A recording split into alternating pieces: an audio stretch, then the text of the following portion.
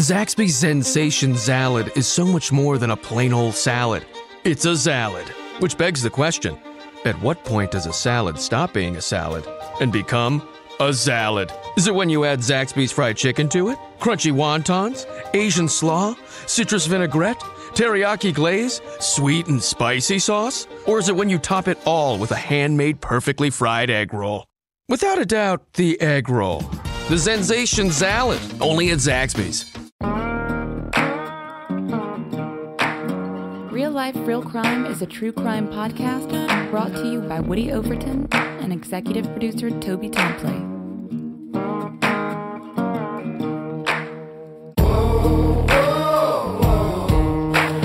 You have the right to remain silent.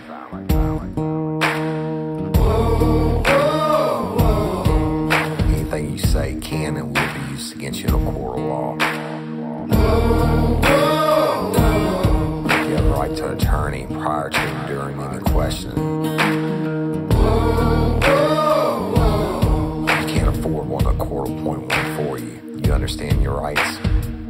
Your crime spree was over, son. Yeah, you thought you had it licked, but Detective Overton made you should have turned to shit.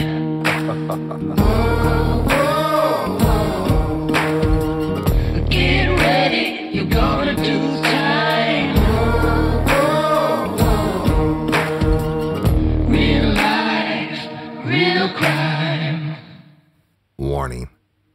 This episode of Real Life, Real Crime, the podcast, may contain descriptions of acts of violence or that are of a sexual nature.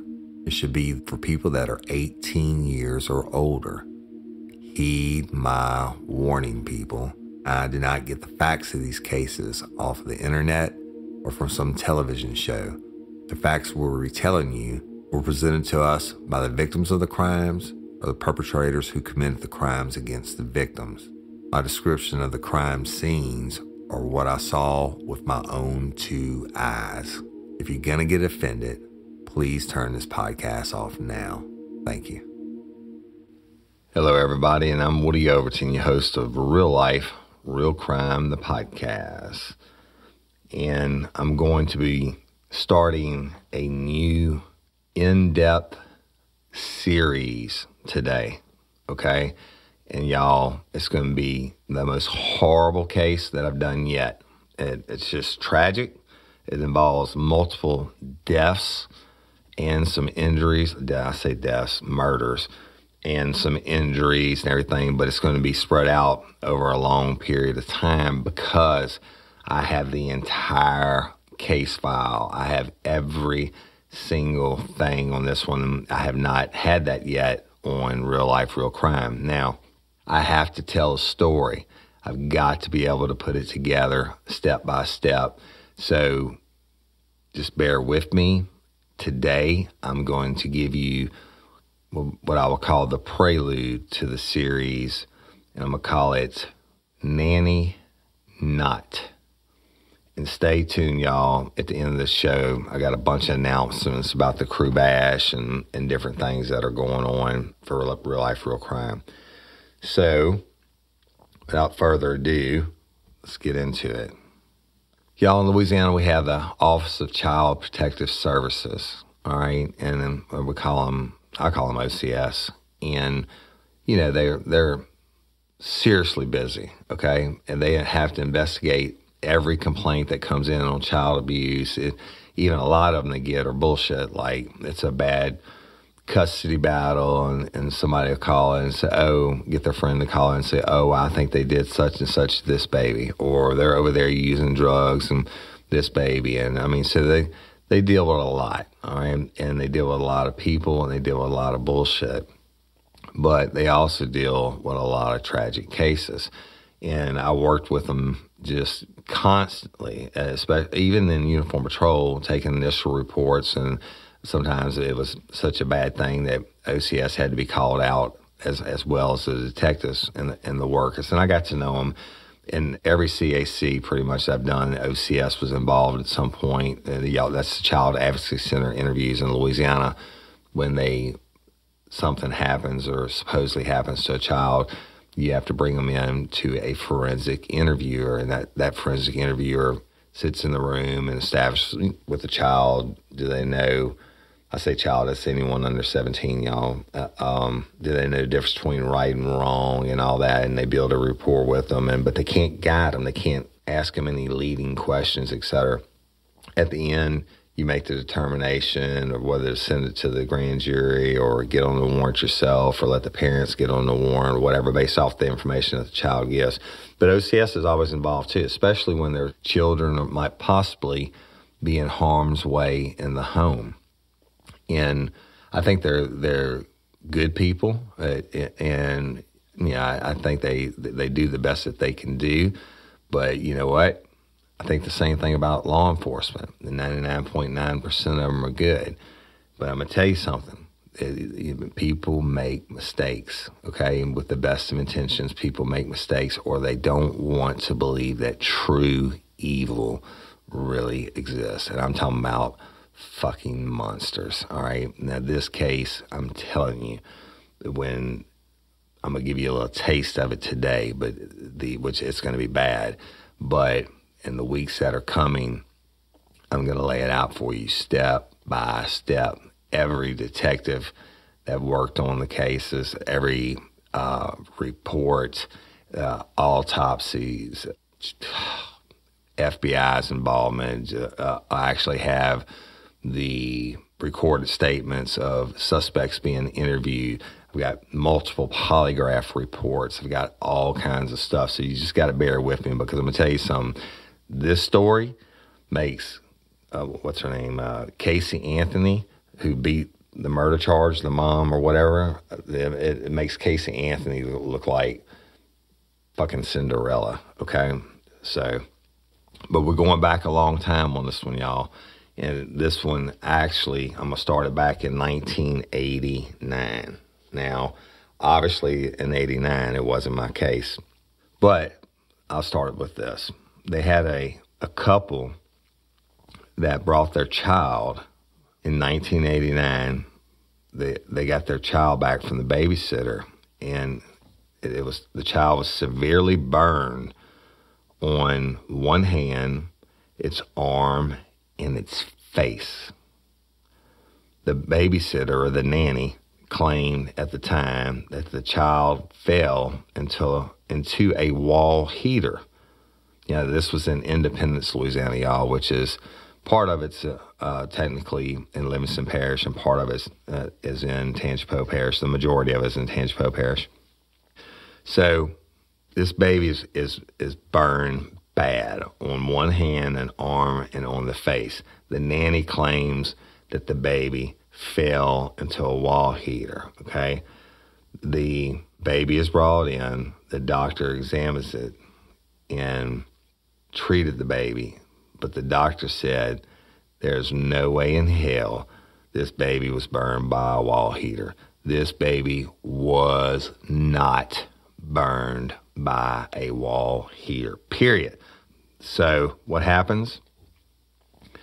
It's turned over to the Office of Child Protective Services. And I guess an investigation was conducted, okay? But during the investigation, the nanny never called, I don't know, y'all, all the details. This is one of the supplemental reports that I found in the file on the big Nanny No or Nanny Not case that I'm going to tell you about. But this is how I had to start it, to lay a little groundwork. But the nanny, the dad said he thought after it was turned over to the Office of Child Protection, he said he thought it was strange that the nanny never called to check on the baby. And in fact, when the mother of the baby went into a local grocery store and saw the nanny was at the checkout line with her groceries, and nanny sees her. And before she could say anything to the nanny leaves her shit on the counter and runs out the door. All right. I'll tell you later on why this is important in what goes on. So as far as what happens on the child investigation case, I don't know. But that's 1989. On August 24th, 1992, there's another baby. Listen, I'm not going to say the names, like the one, the baby that got burned, and I'm not going to say the name of this baby, although I will put up the documentation on it after I drop the second episode in the series.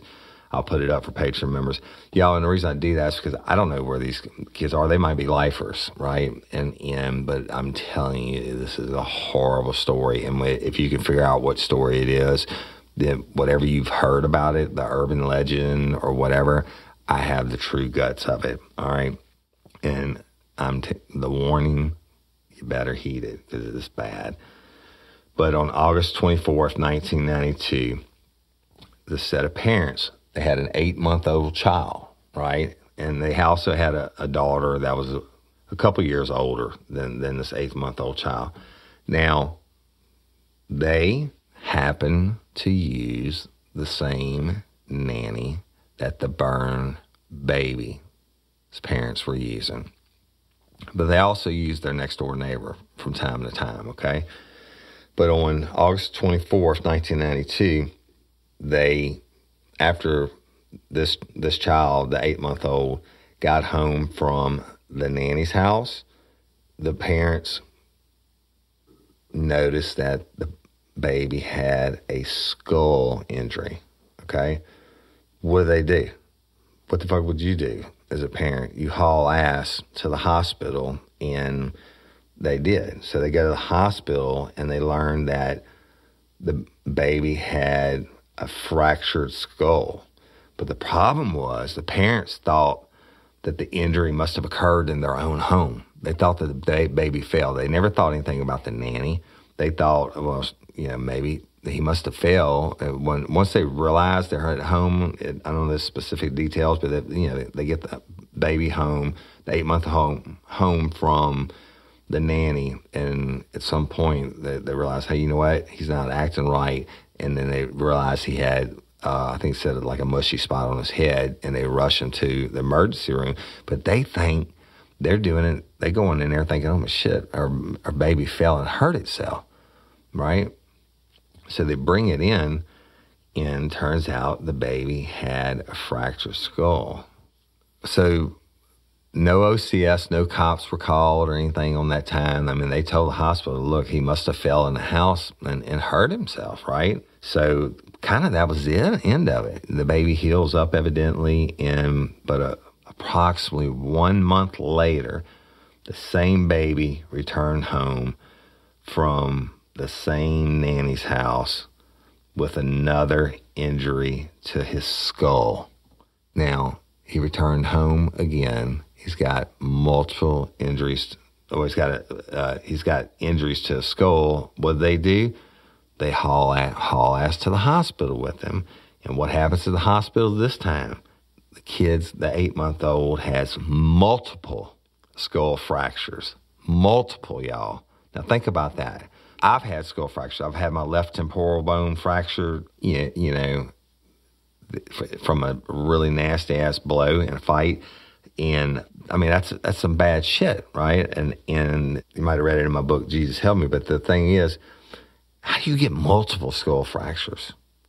That means in more than one place. 8 months old, okay? I could see the first time, and I mean, hell, I'm a father. I got 4 kids, and thankfully they're all past this age. They're all older now. But maybe if, I get the baby in, I trust my nanny, and I see he's not acting right or something's funny about him or whatever, and I examine him a little bit closer. Just because the first injury, y'all, wasn't a bleeding injury or anything like that. The baby boy just wasn't acting right. And out of abundance of caution, they take it to the hospital. That's when they found that it had the injury to its skull, right? Now, when it comes back the second time, and he's definitely not acting right, so they take him to the hospital, and he's got multiple skull fractures. It's fucking crazy.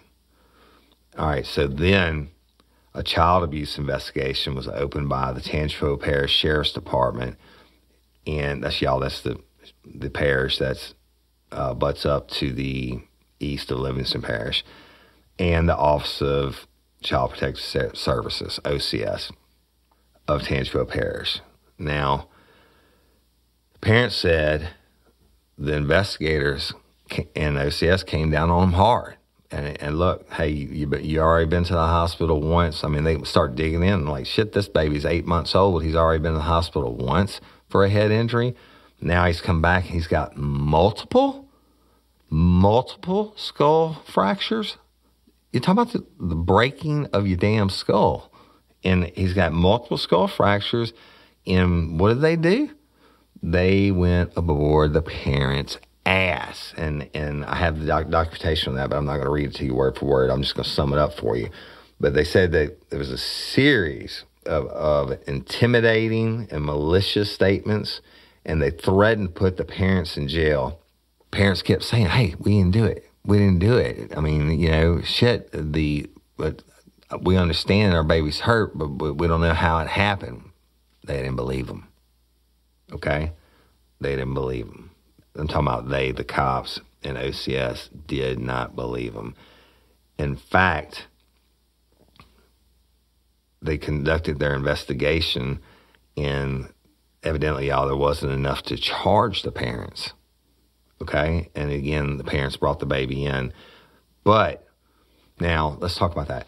In Louisiana, especially in a lot of child accusation cases and stuff like that, if there's not enough to charge them with criminal charges, the OCS I don't want to say they have their own laws, but they can pretty much get away with what they want to. But I think, again, that they were trying to do it in the best interest of the baby.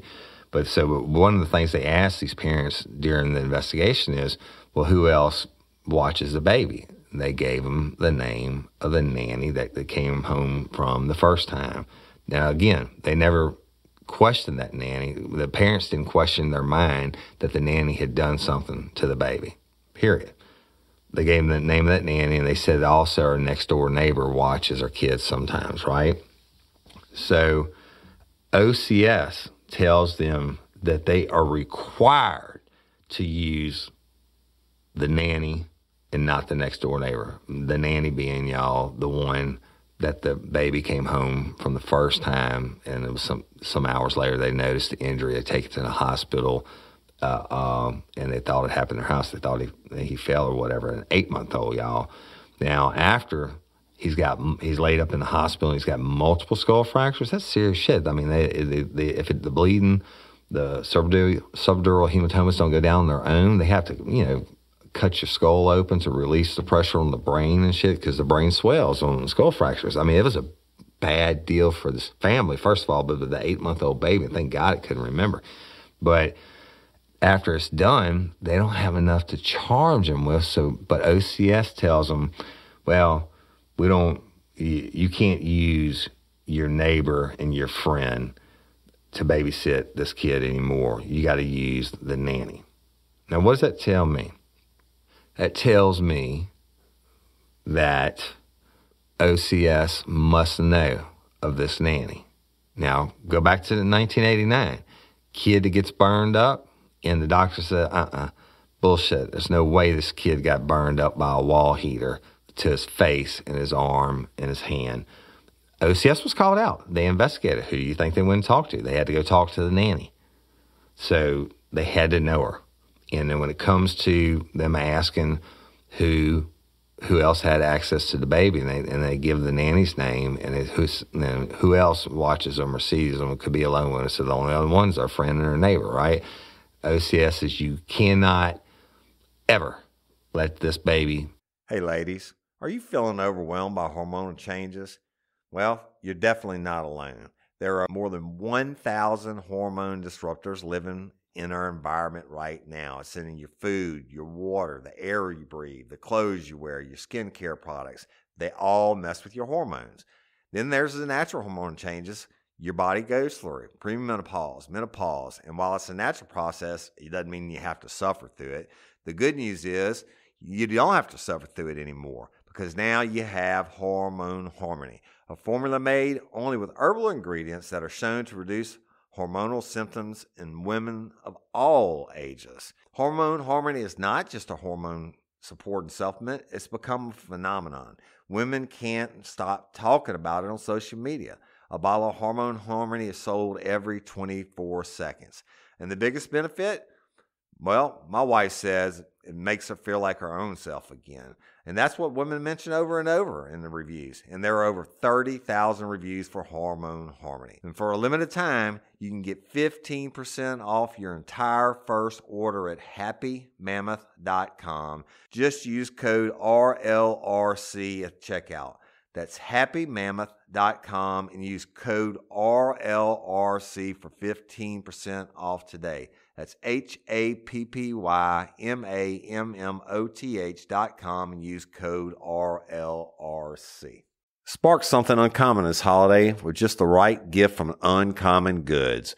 The busy holiday season is here, and Uncommon Goods makes it less stressful with incredible hand-picked gifts for everyone on your list, all in one spot. Gifts to spark joy, wonder, delight, and that's exactly what I wanted feeling. Hey, y'all, I ordered a super cool piece. It's a candle with a sculpture of LSU's Tiger Stadium on top of it. And each officially licensed laser cut wooden replica features up to 4 layers of detail, creating a bird's eye view of a specific football field, seating section, and more. And every label includes your stadium's name, the team's logo, and school location. And it has a coconut, soy, vegan wax infused with sandalwood smell that creates tailgates and touchdowns scent profile, reminiscent of game day. It's invigorating like fresh cut grass and nostalgic like smoke from a pre-game grill, and calming like the crisp autumn air of a new semester on campus. Y'all, I love it. I have it at the base of my TV, and I'm ready to watch the Tigers play on Saturday night, right? Uncommon Goods. Look, when you shop at Uncommon Goods, you're supporting artists and small independent businesses. And many of their handcrafted products are made in small batches. So shop now before they sell out this holiday season. Uncommon Goods looks for products that are high quality, unique, and often handmade or made in the U.S. They have the most meaningful, out of the ordinary gifts anywhere. They even have gifts you can personalize. From holiday hosts and hostess gift to the coolest finds for kids, to hits for everyone from the book lovers to diehard sports fans. Uncommon Goods has something for everyone, not the same old selections you can just find anywhere. And with every purchase you make at Uncommon Goods, they give $1 to a nonprofit partner of your choice. They've donated more than $3 million to date. So to get 15% off your next gift, go to uncommongoods.com/RLRC. That's uncommongoods.com/RLRC for 15% off. Don't miss out on this limited time offer. Uncommon Goods, we're all out of the ordinary. Near your neighbor again. And if you're going to use a babysitter for any reason after this, you've got to use that nanny. I mean, what do? They're law-abiding citizens. They try to obey, and they're just happy that their baby lived. Okay? Now, same year, later in the year, on Christmas Day, their family, that being the mama, the daddy, the 8-month-old who's now been to the hospital twice and had the severe injuries second time, go to a Christmas party at the baby's aunt's house. During that time at the Christmas party, they had a videotape taken and witness testimony that confirms that the baby was, that 8-month-old, was healthy and playing normally that day. That evening, the parents allowed the baby and their 18-month-old daughter to visit the neighbor's house and stay overnight. The one that OCS said they couldn't go to. The next morning, on December 26th,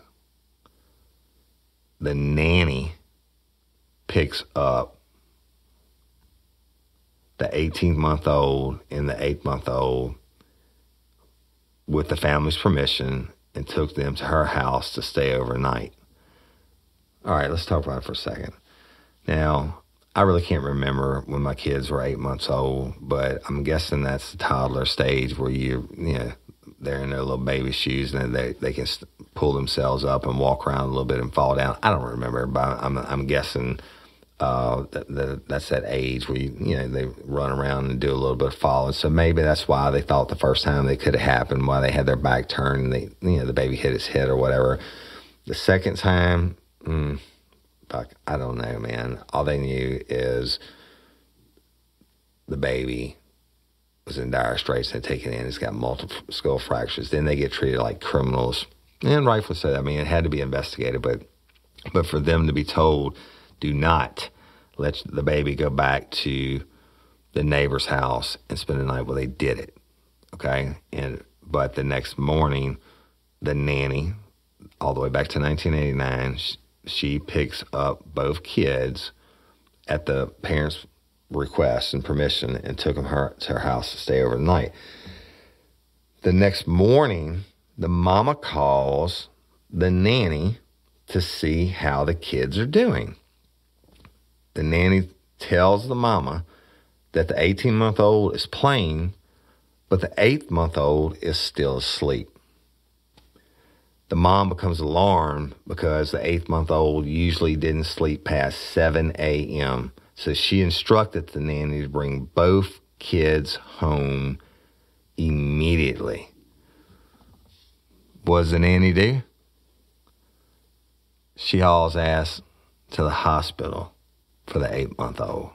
Upon arrival, she goes to the emergency room, says, I don't know what's wrong with him. He's unresponsive. They take him back and find out the 8-month-old is brain dead. Brain dead. He would die approximately 2 days later. So investigation is kicked off, all right, immediately. The 18-month-old, the girl, was removed from the parents and placed in foster care in the state of Louisiana for 16 months. Think about that. No contact with the parents. Placed in a foster home, people she doesn't know. 16 months, y'all. What do you tell an 18-month-old? Hell, I can't remember my kids I guess it's a year and a half. I can't remember how far along they were, but I know it wasn't that far. But I know damn well, the 18-month-old wanted mom and daddy around, right? Ooh-wee. So the investigation's kicked off. The girl is placed in foster care. In spite of the existence of the videotape and the witness testimony and the parents, this investigation is going on. They produced videotape, showed that 8-month-old running around healthy and stuff. And then, but maybe OCS knew something on the neighbor that was worse than on the nanny. Shit, I don't know. But the parents produced videotape. All the witnesses from the party saying the baby was healthy. And in fact, the parents begged to be given lie detector tests, which they never were. Well, guess what did happen to them? They were both arrested for the murder of their 8-month-old son and imprisoned on charges of cruelty to a juvenile and second-degree murder. They weren't allowed to visit their son in the hospital the next 2 days before he died. Okay, because he's on life support, y'all. Fortunately, in some cases like this and when people are organ donors, that's where LOPA has time to come in and assess and maybe help other people, but not this one. The baby was brain dead, and after 2 days, he ended up dying in the hospital. Now, the parents are arrested, and they know their baby's in the hospital. They've been told, right?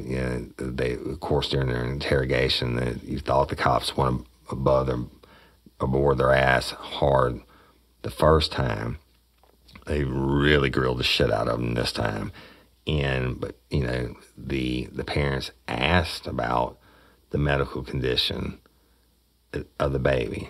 They asked, well, what's going on, with our baby? Can we please see our baby? And they were told he's got multiple.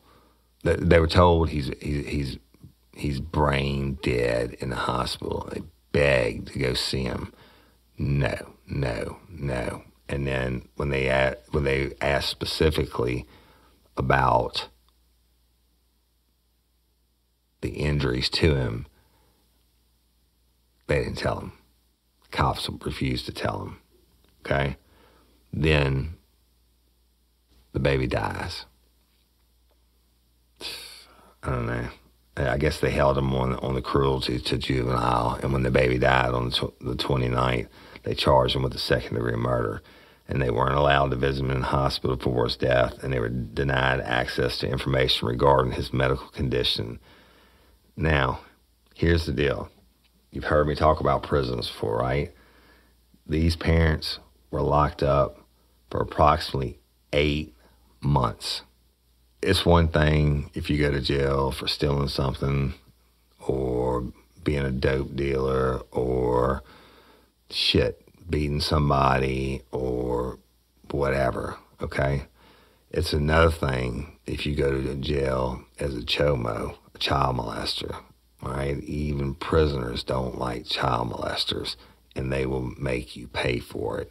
I don't care where you are, whether it's a federal prison down to the parish jail or county jail or wherever, if they can get their hands on you, they're going to make your life a living fucking hell. All right? Not to mention the fact, now these two are locked up and didn't ever get to say goodbye to their baby. But they're locked up not for child molestation charges. They are locked up for the worst charge you can be down for if you're an inmate, and that is the murder of a baby. A murder of a baby. I can only imagine how they suffered. Because I'm going to tell you something. Someone who isn't me, when I was a corrections officer, if I knew a dude that had killed a baby, I didn't give a shit what they did to him. And that's just a fact. So I'm not saying swim, as far as I'm concerned, they can do whatever they want to him, right? I don't know all the details of what happened to these parents on the inside. They certainly weren't celled together. And you think men are bad on baby killers? Women are a million times worse, because these ladies are locked up. I use that term loosely, but these women are locked up, and they know you're in there for killing your 8-month-old baby. They're going to make life a living fucking hell for you. But what if you're innocent? What if you're innocent? You've been begging, give me a lie detector test. I'll do anything we can to prove, but what can you do? After 8 months, finally, now this is really outside the box, but after 8 months, finally, the lawyers got their case. Well, the district attorney took their case to a grand jury who heard the district attorney's side of the case. Guess what happened? No true bill. The jury heard the facts of the case, which included the parents bringing the baby in before, and the second time when the baby comes in, the first time the baby went in, the second time the baby goes in with multiple skull fractures, and then the third time that the babysitter, not the baby, we'll call her nanny, the nanny is instructed to bring the kids home immediately. Instead, she takes the baby to the hospital, and he's found to be brain dead. Grand jury hears evidence from one side and come back with a no true bill. So what happens? The parents get released. But OCS is still involved, and just because you get a no true bill, it doesn't mean they don't think you're guilty. It just means they don't have enough evidence. The grand jury says you don't have enough evidence at this time to hold these people for probable cause or beyond a reasonable doubt. And so they release them. But guess what? They still don't get their daughter back. they still are under the cloud of scrutiny of being the murderers of their baby, who in 8 months' time, we know, went to the emergency room at least 3. The third time, he never left until he left in a body bag. I believe, and I may have to stand corrected on this, but I believe the autopsy on this, you know what, I'm not even going to say it. It's going to come out later on in the story, but I believe that the third time it was, the autopsy proved the baby died from being shaken to death. Shaken to death. Now, an 8-month-old is not a little baby. Y'all, I worked, unfortunately, way too many baby cases, like infants that wouldn't stop crying. And we're talking about a couple months old. You're holding like a football, and you can easily shake that baby to death. How the hell are you going to shake an 8-month-old to death and break the brain stem and cause them to be brain dead? But I'll get into that in the later episodes, because this is all going to come back and tie together. So what is the key factor here? 1989. OCS is involved. Called because a doctor saw a baby that's severely burned on the hand, the arm, and the face. The nanny, the person who was in control, had actual physical custody of the baby, said the baby walked into a wall heater. Doctor said, "You're full of shit." Office of Child Protective Services investigates. What happens? We don't know. But they investigated it. I know that for a fact. And again, I'll explain all this to y'all later on as I can tell you about the documents. So that nanny's name is in the system. 89 to 92, when parents get the baby home from the same nanny's house. At some point later on, they realize the baby's not acting right, take him to the hospital, find out that he has a head injury. But they say, you know what, it had to happen in our house, and we're sorry he could have fell and whatever, right? They're still not thinking anything is wrong. What's the same common denominator? That nanny. Okay? But the next time the baby comes home, they end up taken to the hospital, has multiple skull fractures. And the OCS and the cops come in, they get on the parents' ass, but there's not enough to charge them. But the OCS says you can't let them go stay at your neighbor's house anymore. And 4 months go by, they go to the Christmas party, baby's healthy, happy, running around on video, got all kinds of witnesses that let him spend the night with his sister at the neighbor's house. Now, I'm not saying these people are the best parents in the world. I don't fucking know.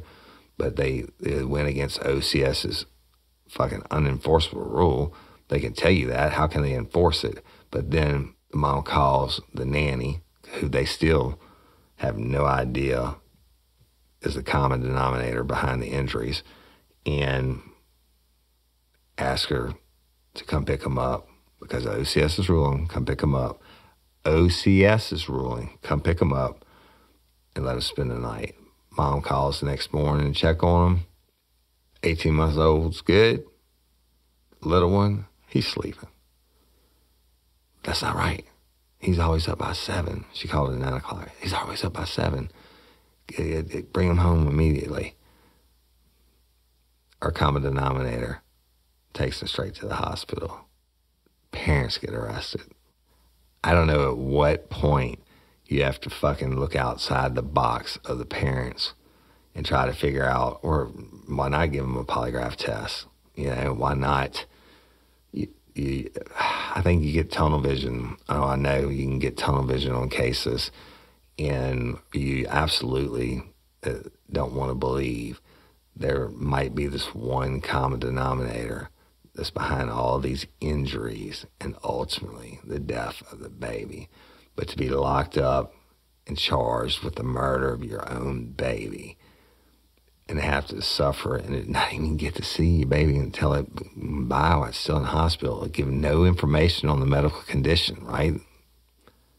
You don't even know why your baby's dead. 8 months before your case is heard by a grand jury. Y'all normally on the big cases, death penalty cases and stuff like that, when it goes for a grand jury, that bitch is going as fast as possible. But I'm talking about within days if possible. Next time, or they might call us, convene the grand jury. The grand jury, the secret grand jury doesn't sit in every day, y'all. They're impaneled for like 90 days at a time, and they'll call them in like when they have a stack of cases they need to present for them. But it ain't 8 months worth. That would have been almost 3 different grand juries during that time. But at some point, they take it, they release them. Still don't get the daughter back. But guess what? About a year, doing the math in my head, about a year, I can't see, 8 months on top of 92 to 2003, so we're looking at August, about 6 months, August, maybe another 8 months in Livingston Parish, or common denominator, the nanny has moved, is now living in Livingston Parish. And what happens? She gets arrested and charged for her involvement with the death of another baby. So these parents, the ones from Tangipahoa that spent the time locked up, I guess they had their oh shit, their aha moment. I'm like, holy shit. We didn't think. I mean, even though. Hey, y'all, let me tell you about Gobble. All Gobble meal kits are pre-prepped. That means less work for you and less waste in your kitchen. Their meal kits include everything you need so you can save time at the store or just skip that trip entirely. I got the box in and I had 3 different meals. I had a Kung Pao chicken, crispy fish tacos, and a beef bourguignon, however you say it. But let me tell you about the classic beef bourguignon. Look, it came with beef pot roast and a beef broth concentrate, red wine demi-glaze, cremini mushrooms, cipollone onions, mashed potatoes, baby carrots, and rosemary thyme butter. It was so easy to make. Literally like 15 minutes it took Cindy. And let me tell you something, all the dishes were fire, but this thing was like a taste explosion in my mouth. It's just unreal. We've got to spend more time together and more time doing the things we love because everything came in this one single box right to my door. So see what a difference Gobble will make for your household. Right now, they're offering my listeners a fantastic limited time deal. You get $120 off across 4 boxes plus free shipping and free cookies. And let me tell you, those cookies, I ate one that was sin baked and it was delicious. Go to gobble.com/real life. That's GOBBLE.com/real life for $120 off your first 4 boxes. This offer is not available on the home site, so don't miss out. This is genius. It's taste explosions in your mouth like you never had. Early holiday savings have arrived at Tanger Outlets. Discover the best gifts from your favorite brands, perfect for everyone on your list. And stack your savings with up to 70% off, plus an extra 15 to 25% off only during Tanger Style. Save at Polo Ralph Lauren, Old Navy Outlet, Under Armour, Skechers, J. Crew Factory, and more. Hurry in. These early holiday deals last through November 24th. Tanger Outlets. More savings, more cheer. She rushed it to the hospital and all that. I guess they had this super aha moment of that fucking bitch. That fucking bitch would trust their kids to her. And now, I mean, they don't know about the 1989 case at this point, and they only know that they would take their kids to the nanny's house and drop them off and probably go out maybe a night together for dinner or something, whatever it is. You know, when you have young kids like that, man, if you get somebody to watch them for one night, that's a good thing, right? I mean, it's you're not to have those babies just for that one night. And I oftentimes joke, and I say, you better watch that, when young parents get to drop their kid off at around that 2-year-old mark. Like, that's how brothers and sisters get made, right? Because then you're feeling pretty good. You're not thinking about all the shitty diapers and the earaches and the loading and the unloading of the car and all that shit, and you finally get some alone time with your spouse. A newborn baby is God's natural form of birth control, right? I mean, you're just not going to have the sex. If you do, you're lucky. But it's a 2-year mark, that 18-month mark. Now, how many brothers and sisters out there are 18 months apart, or 2 years apart, whatever, including my own kids? So when you get that moment alone, and I always tell them, I said, that's going to be a baby maker, right? But so you drop your kids off because you trust this person. You've been told to trust this person. And you probably don't drop them off the whole time the first night. You probably drop them off for a couple hours, and you come back, this person puts on the best face, Nanny puts on the best face in the world. You start to feel more secure. They come highly recommend it. And so you end up leaving them overnight. But you never, ever expect the bitch is going to kill your kid. And it would come out, that later on, after the case that I'm about to start telling you, which is the most fucked up case. And people ask me, what's your worst case ever? I'll tell you, it's probably the most fucked up case I've ever heard of, okay? And I'm going to stop it right there. I'm just going to stop it. I'm certainly not saying that, now these parents, and rightfully so, the ones that were locked up and didn't get to say goodbye to their baby and all that, they sued the shit out of OCS and the sheriff's office and all that, and I get that. And I don't think that either agency acted with malintent, but I do think they fucked up, obviously, right? I mean, they fucked up bad, and we'll get into that later on. But the case I'm going to tell you is you can take the most fucked up mother or person, baby killer in the world. This one is the worst, period.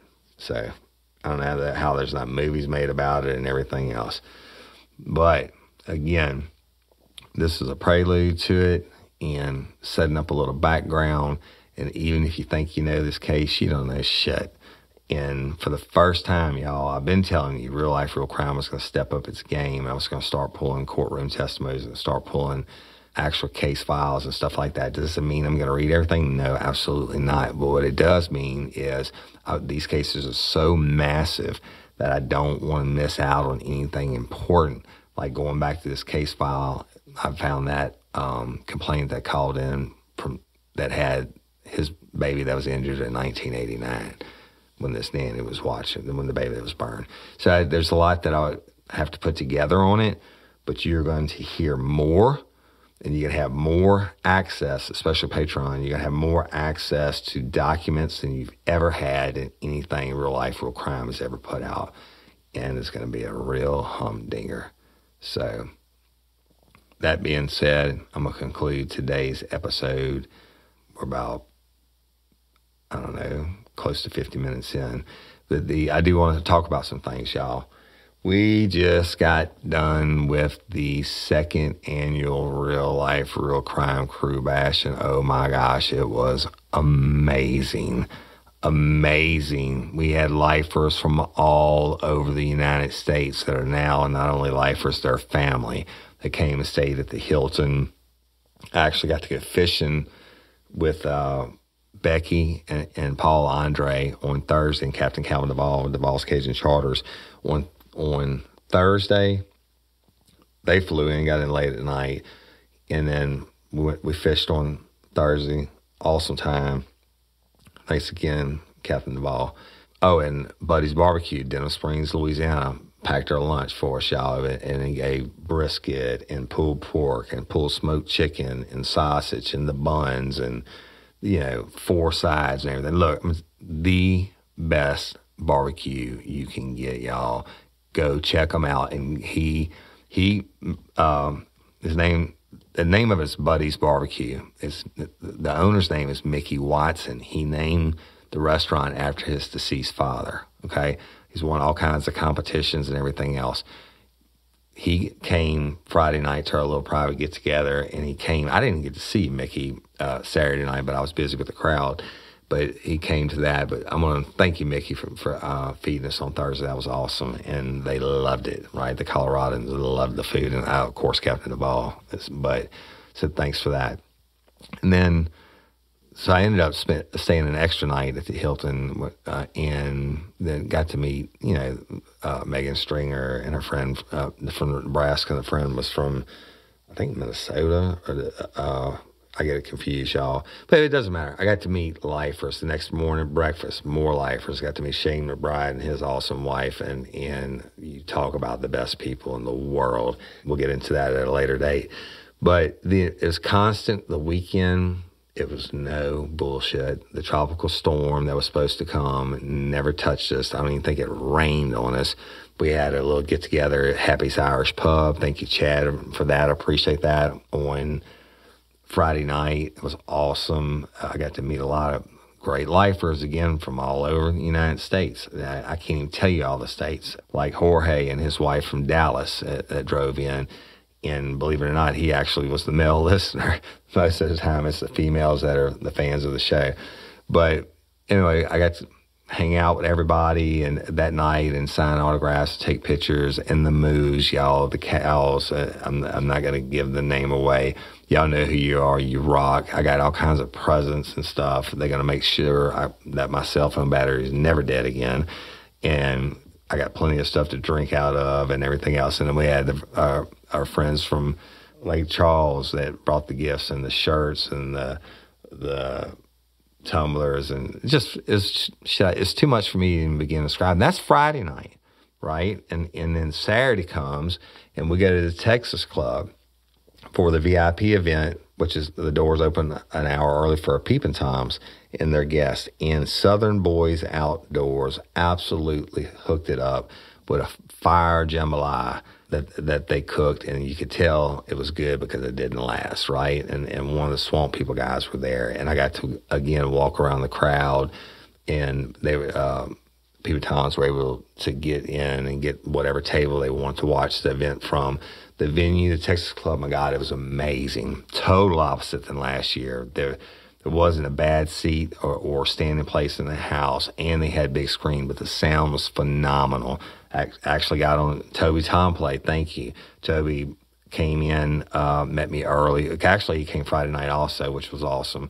But he met me early, and we did our own sound check after Chase Tyler and his band had done theirs. And we went there, my intro, whatever. And then I got to talk to everybody again, and they opened the doors at 7.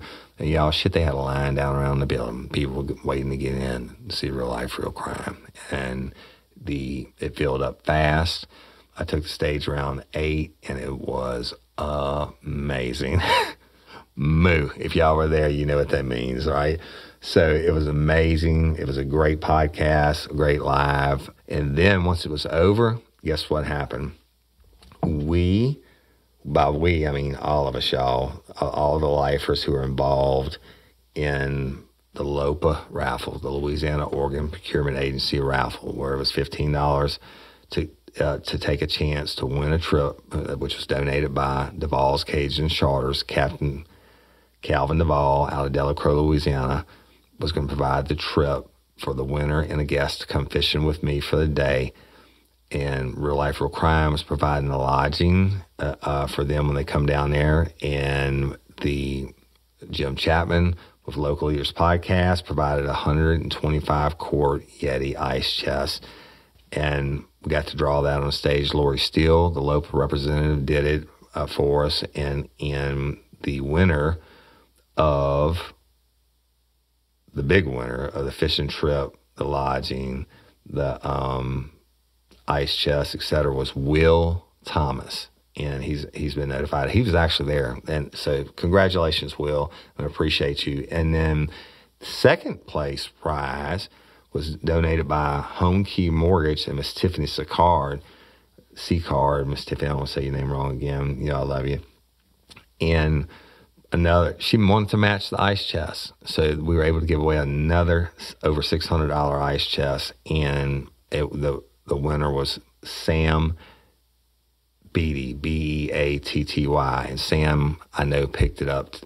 It was delivered today for him. So thank you all who bought tickets. And guess what? We raised $8,080 in less than a month of selling tickets.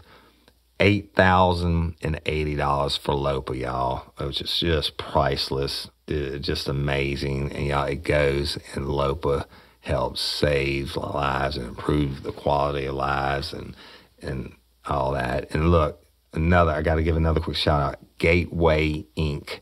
I told y'all, or you might have heard the special drop Cindy and I did together about them. They're a screen printing company. Anything you want printed, they can do it. Look them up. Gateway Inc. INK.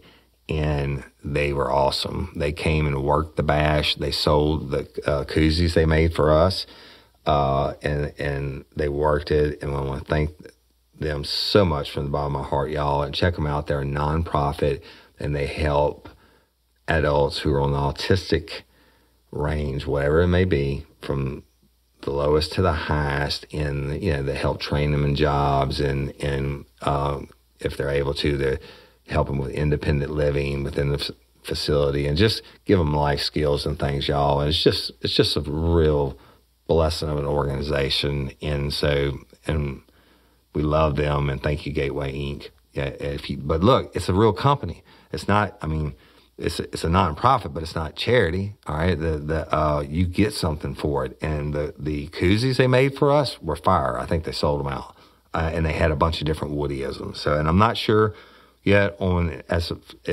there's supposed to be 3 of them that were sold.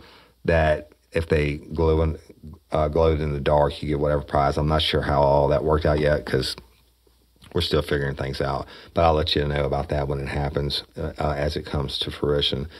But I hope I'm not leaving anybody out. Texas Club, thank you. Your people were awesome. Your staff was awesome. Your security was awesome.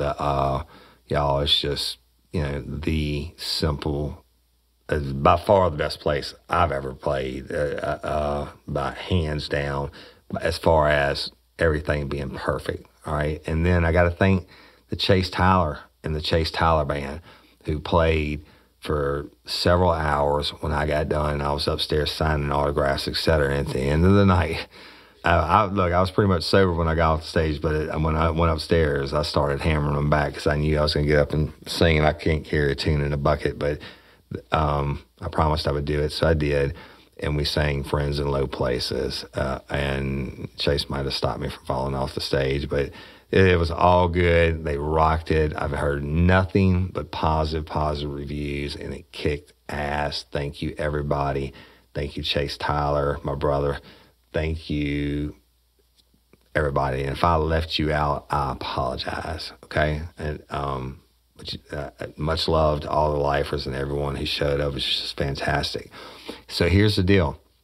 Our second annual Crew Bash should have been in February. All right. Our first one was for my 50th birthday.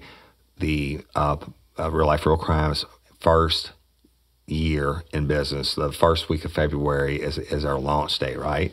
And then reaching 1 million downloads. Well, in February, we should have had the second one, and would have been, my birthday again, and 3.5 million downloads and what have you, whatnot.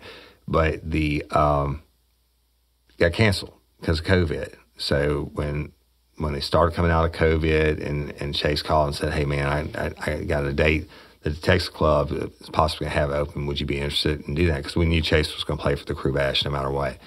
And I said, "Sure, absolutely." And so we jumped on it with both feet, and then we're blessed ever since. But guess what? We had such a success the other night that we immediately turned around and confirmed and locked in the date of February 5th, 2022 for the 3rd annual Crew Bash. And I'll give you all the details, because shit's got to be worked out. I mean, the hotel, I can pretty much tell you everything's going to be the same. But I'll give you all the details later on when tickets go on sale and all that. Because I know a lot of people had Father's Day. A lot of people already had trips to the beach planned, and we sprang it on y'all at the last minute, and that's fine. But guess what? It was a packed house anyway, right? So this time, we're going to do it again. Everybody will have advance notice, and we want you to come down to South Louisiana and celebrate our 3rd annual Real Life, Real Crime Crew Bash, and it's going to be phenomenal. That February 5th is a Saturday. It's the weekend of the Pro Bowl. There's no NFL playoff games. The Super Bowl is the following weekend, and it's 2 weeks before Mardi Gras. So then, I mean, they might have a couple balls or something going on, but it's not going to be anything that's going to affect Real Life, Real Crime and the Crew Bash. So, but all love and blessings. Your lifers rule. You are absolutely the best fans in the world. No doubt about it. Patron members, you know how much I love you. And thank you for your financial support, making the show run. You can't be a patron member. I love you just as much, okay? And just hold on. I've been promising y'all we're up in the game with this story. I'm going to start it. We got some really big stuff coming. And that is being worked out right now that you'll know within probably the next 30 days. And it's going to be for everybody. Whatever involvement with it you want to have, that's okay. But it's going to be Real Life, Real Crime, and Real Life, Real Crime only for lifers. And I love you. And please continue to like us and share us. The crew page, over 35,000 members, y'all, on Facebook. The Instagram, it's at Real Life, Real Crime, or at Overton Woody. Hell, we have so many Facebook pages, I don't remember them all, but again, I just want to thank you. And, I catch some heat about, thanking my fans and talking too long. Well, guess what? If you don't like it, turn the fuck off. If you want to go leave a bad review, that's fine too. Hey, y'all, if you want to go leave a good one, you can go to iTunes and leave that too. Somehow it helps the show in the algorithms for Apple. But that's it. I'm Woody Overton, the host of Real Life, Real Crime, the podcast. And I have a happy heart. Blessed because of all y'all. Thank you so much. But until next time or ever, don't let me catch you down on Murder Bayou. Peace. Get ready, you're gonna do time. Real life, real crime. Real Life, Real Crime is a true crime podcast brought to you by Woody Overton and executive producer Toby Tomplay.